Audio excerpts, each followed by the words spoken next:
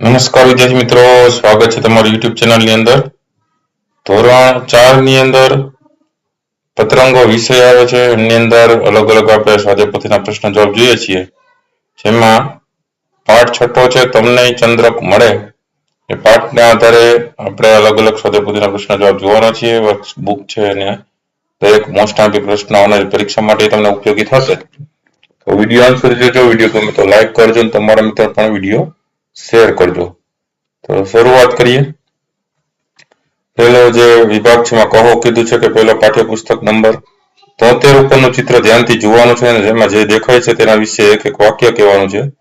બીજું છે ધારો કે તમે આવા ઠીંગુજીના દેશમાં જાઓ તો તમને કઈ મુશ્કેલી પડે છે. ત્રીજું છે કોઈ ઊંચા મોટા માણસોના દેશમાં તમે જાઓ છો તો શું કરો છો. ચોથું છે કોઈ ઠીંગુજી તમારા ક્લાસમાં આવી જાય તો તમે શું કરો છો. પાંચમું છે તમે પોતે જ ઠીંગુજી હો તો તમને કઈ મુશ્કેલી પડે વિચારીને કહેવાનું છે. તો આ બધા પ્રશ્નોના જવાબ છે એ આપણે કહેવાના છે. ત્યાર પછી બીજાની અંદર આપ્યું છે પાઠ્યપુસ્તકના પાના નંબર 73 પરના ચિત્ર વિશે 4-5 વાક્ય લખવાના છે. તો પહેલું છે એમાં મારું નામ ધમ્મા ચકડી છે. બીજું મારું કામ ડાયું કરવાનું કે કહેવાનું છે. ત્રીજું રસ્તા પર સીધા વાંકા ચૂકા અને લાંબા ટૂંકા છે એ પગલા માંડું છું. ચોથું છે પાન ડાળીઓ બધું વીણું છું. પાંચમું છે પૂછશો નહીં કે આ બધા શું કરવાનું કામ છે. પછી ત્રીજો પ્રશ્ન છે પાઠ્યપુસ્તક પાના નંબર 74 પરની નાની ગુલાબ સાહસ મોટું વાર્તાના આધારે નીચેના પ્રશ્નોના મૌખિક ઉત્તર આપો. તો પેલું છે કુસુમે તરત જ ઝાટકાથી હાથ બહાર ખેંચી લીધો. તેની આંગળીઓમાંથી લોહી નીકળતો તો એ વાંચી તમને શું થયું. બીજું તમને ગુલાબને શાબાશ કહેવાનું મન ક્યારે થયું. પછી ત્રીજું તમે કોની સાથે શાળામાં આવો છો. જાતે કે મમ્મીએ કહ્યું હોય તેની સાથે શા માટે. ચોથું જેમાં શરીરને નુકસાન થાય તેવું જોખમ હોય એવું સાહસનું કામ કોઈએ કર્યું હોય તેવા પ્રસંગને યાદ કરીને કહેવાનું છે. પાંચમું છે ગુલાબ તમારી શાળામાં આવે તો તમે તેને કેવા પ્રશ્ન પૂછશો. છઠ્ઠું તમે ગુલાબને ઇનામમાં શું આપો. સાતમું ગુલાબે દફતર બંધ કર્યું તેનાથી કેવા ફાયદા થયા. આઠમું ગુલાબે કુસુમને શાંતિ બેસી રહેવા અને હલનચલન ન કરવાનું કેમ કહ્યું છે. નવમું ગુલાબ પાસે દુપટ્ટો ન હોત તો એ શું કરત. ત્યાર પછી પ્રશ્ન નંબર 4 નીચેના શબ્દ વાંચો અને સુંદર અક્ષરે લખો. તો સામે લખતું જવાનું છે મમ્મી, પપ્પા, છઠ્ઠામાં, દુપટ્ટો, તેડાવ્યા, નાખ્યો, ધ્યાન, પૂછ્યું, કરડ્યો, ડોક્ટર, ઇન્જેક્શન, વર્તમાન પત્ર. પ્રશ્ન 5 આવશે ઓળખો ઝેરી સાપ ને બિનઝેરી સાપ. તો એના ચિત્ર જોઈને તમે ખ્યાલ આવી જશે કે ઝેરી સાપ છે આ બિનઝેરી સાપ છે. પછી બ છે એમાં સાપ કે અન્ય ઝેરી જીવજંતુ કરડે ત્યારે શું કરવું તે ધ્યાનથી વાંચો અને સમજો. સાપ કે તેવા બીજા ઝેરી જીવજંતુ કરડે ત્યારે આટલું યાદ રાખો કે તમને કે બીજાને સાપ કે અન્ય જીવજંતુ કરડે ત્યારે ડરીને રડારોડ કે બૂમાબૂમ કરવી નહીં. હિંમતથી કામ લેવું. 108 બોલાવો. જેને સાપ જીવજંતુ કરડ્યું હોય તેને પ્રાથમિક ઉપચાર આપો. ડંખની જગ્યાએ ઘરેણા કે બૂટ પહેર્યું હોય તે કાઢી નાખો. ડંખ પર પાટો બાંધી દો. પાટો કચકચાવીને ન બાંધવો. ઘાવ સાથે કોઈ પણ છેડછાડ કર્યા વગર દર્દીને દવાખાને પહોંચાડો. દર્દીને ત્યાં સુધી કોઈ પણ દવા ન આપવી. દર્દીને જરા પણ હલનચલન ન કરવા દેવું. છઠ્ઠો પ્રશ્ન 5 બની બાબતોને ધ્યાનમાં રાખીને તમારા શિક્ષકની મદદથી વર્ગમાં આવી ઘટનાની મોક ડ્રીલ છે કરો. એટલે કે નાટક જેવું કરી શકો તમે.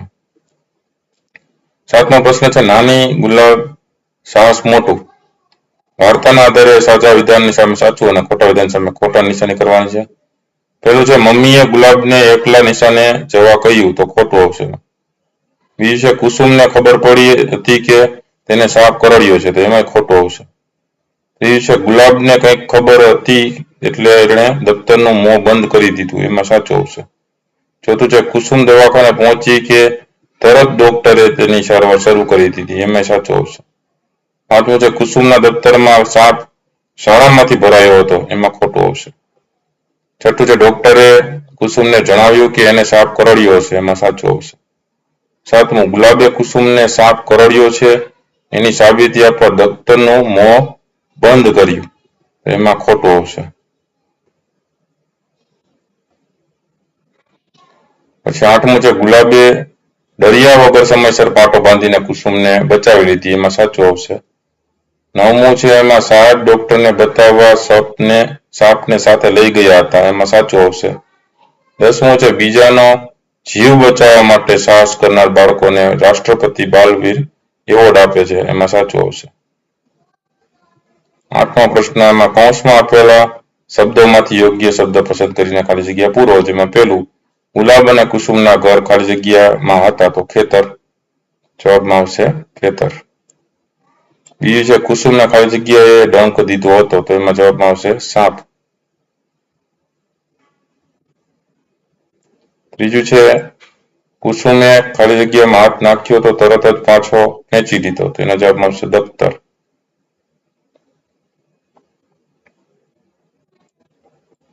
ચોથું છે મયુર અને સોનલે ખાલી જગ્યાને ખબર આપી કે કુસુમને સાપ કરડ્યો હોય એમ લાગે છે, એના જવાબમાં આવશે શિક્ષક.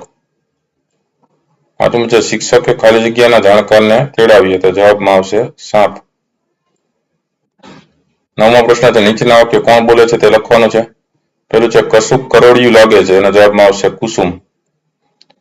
બીજું તું હમણાં શાંત બેસી રહે, હલનચલન ના કરીશ, એના જવાબમાં આવશે ગુલામ.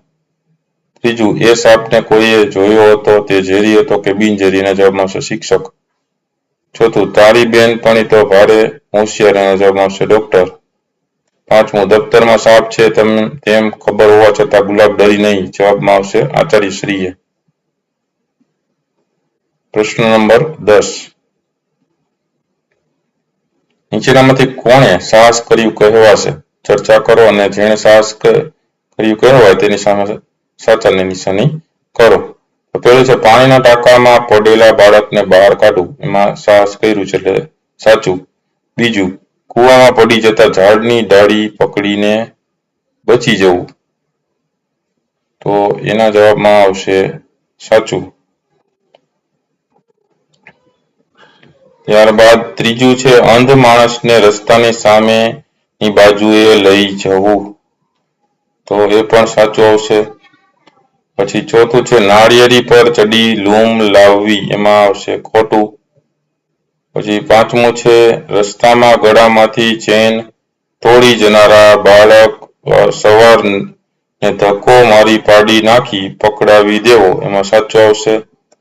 છઠ્ઠું છે ઘરમાં ઘૂસેલા મારકના બળદને દોરડાથી થાંભલે બાંધવો, એમાં સાચું આવશે. સાતમું છે તળાવમાં તરતી કાગળની હોડીને ડૂબતી બચાવી લેવી, એમાં ખોટું આવશે.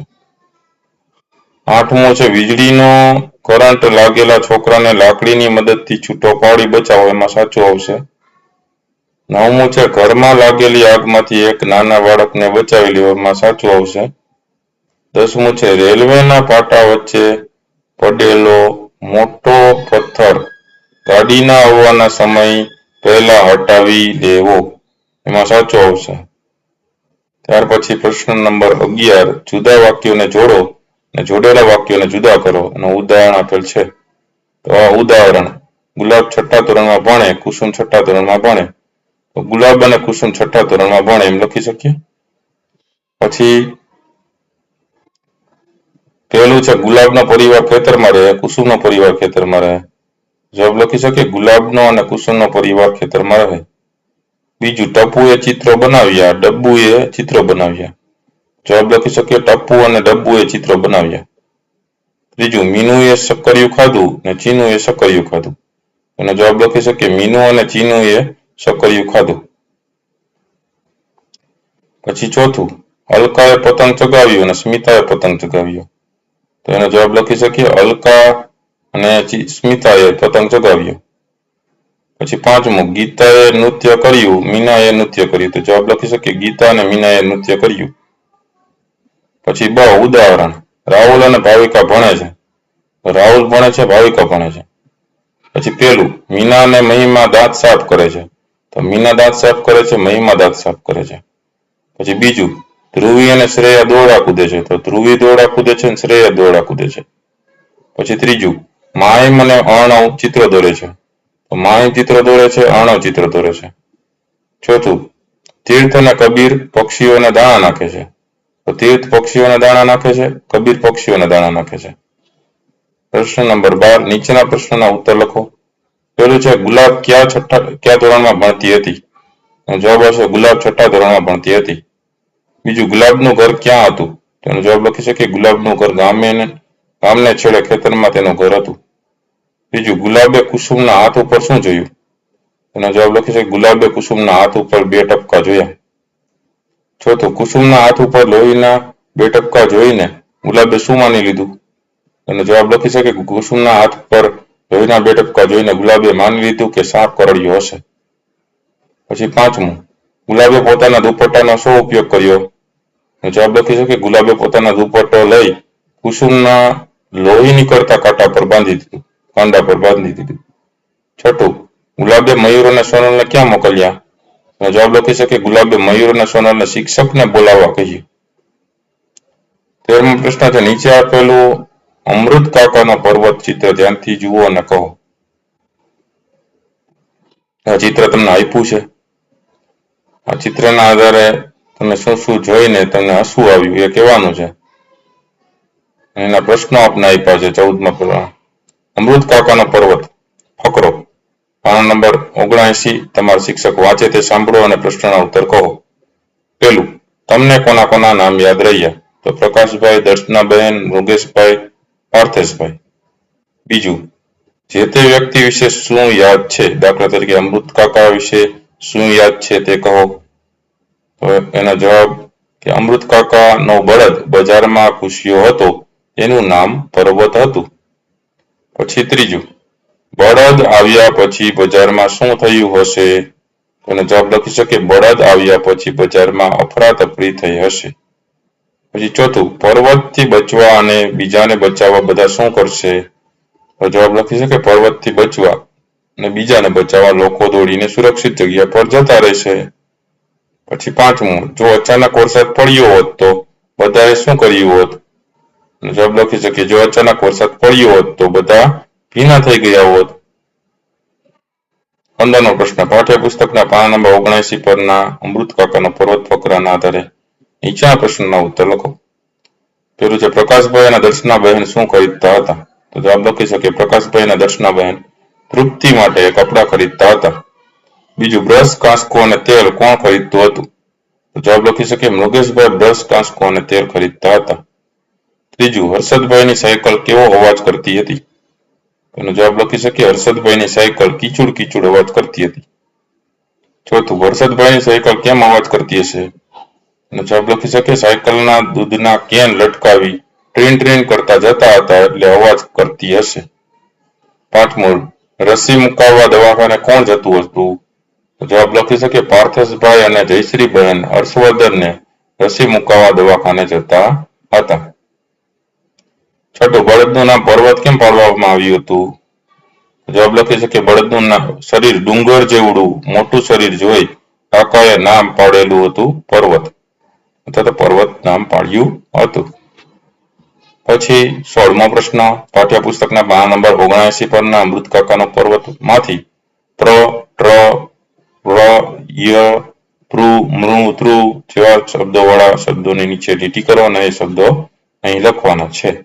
તો પ્રકાશભાઈ, પ્રેમજીભાઈ, મૃગેશભાઈ, ટ્રીન ટ્રીન, અમૃત કાકા, પછી આર્યન, પૃથ્વીપુર, પર્વત ને તૃપ્તિ.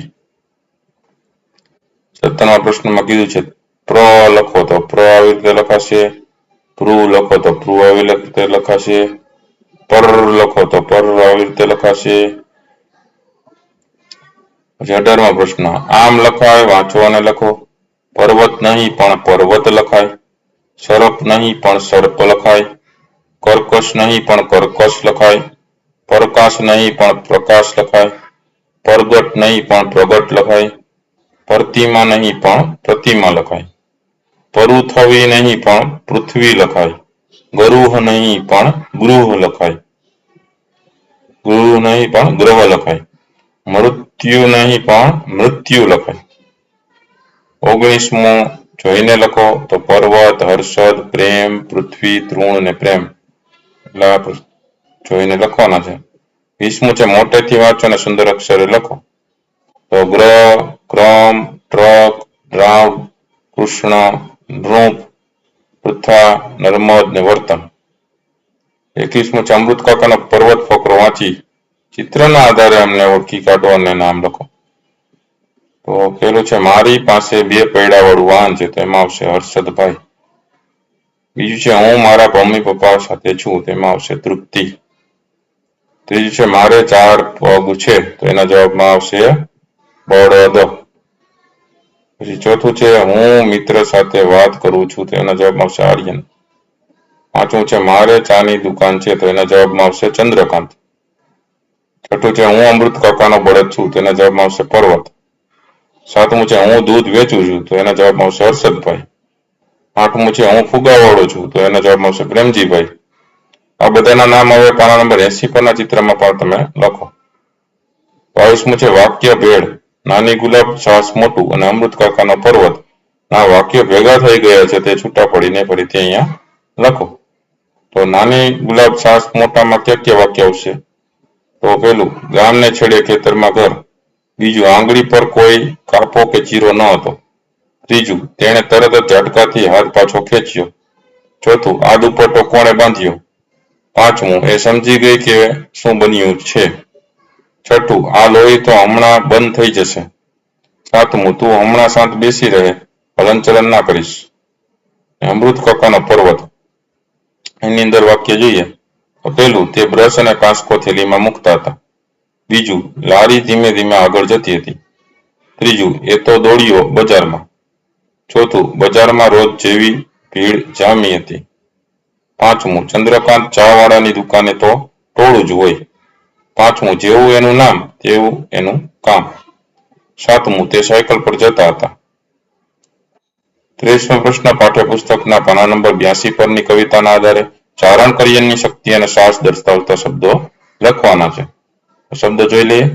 પહાડ ઘૂમતી, ઝાડ ચડતી, 14 વર્ષની, નેસ નિવાસી, બાળી ભોળી, ત્રાળ ગજાવે. પ્રશ્ન નંબર 24 પાઠ્યપુસ્તકના પાના નંબર 82 પરની કવિતાના આધારે સિંહની ભયાનકતા દર્શાવતા શબ્દો લખો. વનરાવનનો રાજા, બરછી સરખા દાંત, ગીર કાંઠાનો કેસરી, લસાલસ કરતી જીભ, જડબા ફાળે. 25મો પ્રશ્ન ભયાનક સિંહ માટે ચારણ કન્યા ક્યાં ક્યાં શબ્દો વપરે છે તે પાઠ્યપુસ્તકના પાના નંબર 82 પરની કવિતાના આધારે લખો. તો કાયર દૂતા,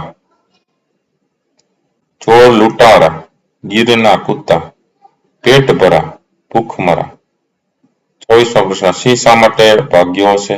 મિત્રો સાથે પાઠ્યપુસ્તકના પાના નંબર 82 પરની કવિતાના આધારે ચર્ચા કરીને વર્ગમાં રજૂ કરો.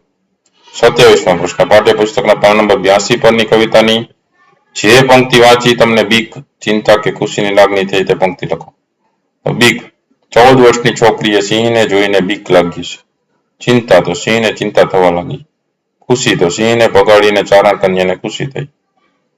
28મો પ્રશ્ન નીચેના શબ્દો જોઈને સુંદર અક્ષર લખો. તો ત્રાળ, કુત્તા, દૂતા, 14, કેસરી, ડુંગર, સાવજ, ભાગ્ય, નિવાસી. 29મો પ્રશ્ન પાત્રને લાગુ પડતા શબ્દો નીચે એની નીચે લખો. તો ચારણ ક્રિયામાં બાળી ભોળી, નેસ નિવાસી, ઝાડ ચડંતી, પહાડ ઘૂમનથી, 14 વર્ષની, નાનો એવો સમંદર, ભૂખમરા, હાથ હિલોળી, ડાંગ ઉઠાવે. સાવજમાં ડાચા ફાળે, ગીર કાંઠાનો કેસરી, પેટ ભરો, બરછી સરખા દાંત, વનરાવનનો રાજા, લસલસ કરતી જીભ. પછી 30મો પ્રશ્ન છે કહો. પેલું છે સિંહ ગરજે અને વાદળ ગરજે તો કેવા અવાજ થાય? બીજું છે જો તમને રસ્તામાં સિંહ મળે તો તમે શું કરો? ત્રીજું છે તમે કૂતરા, બિલાડી, સસલું, પોપટ જેવા પાલતુ પશુ પંખી સાથે રમ્યા હો તો તેની વાત વર્ગમાં કહો. ચોથું છે આ કાવ્યની કઈ પંક્તિ તમને સૌથી વધુ ગમી? વર્ગમાં તે પંક્તિ મોટેથી અભિનય સહિત ગાઓ. પાંચમું છે જંગલમાં બીજા કયા પ્રાણીઓ રહેતા હશે, તે શું ખાતા હશે વિચારીને કહો. છઠ્ઠું છે સિંહ અને સસલું વાર્તા વર્ગમાં કહો. 7મું છે તમારા વિસ્તારમાં તમે સાંભળેલી કોઈ સાહસિક ઘટનાની વાત વર્ગ સમક્ષ કહો. 31મો પ્રશ્ન છે નીચેના પ્રશ્નના ઉત્તર લખો. પેલું છે ચારણ કન્યા કવિતામાં કયા જંગલી પ્રાણીની વાત કરી છે? જવાબ લખી શકીએ ચારણ કન્યા કવિતામાં સિંહની વાત કરી છે. બીજું છે જંગલનો રાજા કોને કહેવામાં આવે છે? જવાબ લખી શકીએ જંગલનો રાજા સિંહને કહેવામાં આવે છે. ત્રીજું છે વનરાજાના કોણે ભગાડ્યો? જવાબ લખી શકીએ વનરાજાને 14 વર્ષની ચારણ કન્યાએ ભગાડ્યો. ચોથું છે સિંહને જંગલનો રાજા કેમ કહેવામાં આવે છે? વિચારીને લખો. જવાબ લખી શકીએ જંગલોમાં સિંહને જોઈને બધા પ્રાણીઓ ભયભીત થઈ જાય છે. આથી સિંહ સૌથી વધુ બળવાન પ્રાણી છે, તેથી તેને જંગલનો રાજા કહેવામાં આવે છે. 5મું છે જંગલનો રાજા સિંહ વિશે 5-7 વાક્ય લખો. જવાબ લખી શકીએ કે સિંહને જંગલનો રાજા કહેવામાં આવે છે. સિંહ જંગલી પ્રાણી છે. સિંહ શક્તિ અને સુંદરતાનું પ્રતીક છે. તે ખૂબ જ લોકપ્રિય પ્રાણી છે. સિંહનો રંગ કેસરી હોય છે. સિંહનું મોઢું ભરાવદાર અને પાતળી કમર હોય છે. સિંહના પંજા મજબૂત હોય છે. તેની ડોક પર લાંબા વાળ હોય છે. તેને કેસવાળી કહે છે. સિંહણને કેસવાળી હોતી નથી. સિંહને અણીદાર અને મજબૂત દાંત તેમજ નહર હોય છે. તેના વડે તે જંગલી પ્રાણીઓનો શિકાર પણ કરે છે. પ્રશ્ન નંબર 32 નીચેનામાંથી કઈ કાવ્ય પંક્તિ ચારણ કાવ્યની નથી તે ઓળખીને ચેકી કાઢવાનું છે? ડુંગર જાણે ડાચા પાડે છે, માથા પાડે ચારણ કન્યા નથી.